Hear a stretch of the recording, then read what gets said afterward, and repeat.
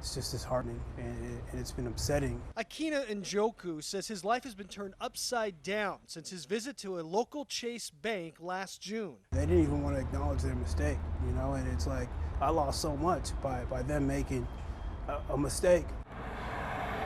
It all started when Akina bought this home in Auburn. As a first-time home buyer, he qualified for a $9,000 government rebate. Akina deposited that money in his Chase bank account, but it turns out that account had been closed because of some overdrawn checks. So what the bank did was take out the money he owed them and then sent him a check for $8,000.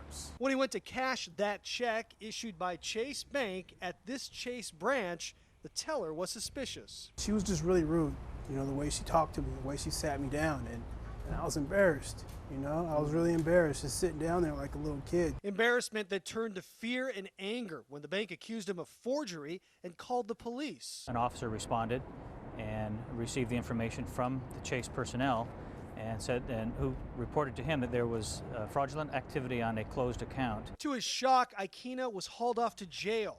Chase finally realized its mistake a day later and left a message on the arresting officer's answering machine.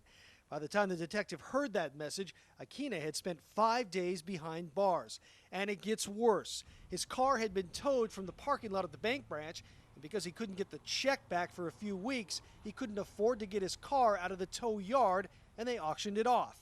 A year later, he says Chase Bank has never admitted its mistake and never even apologized.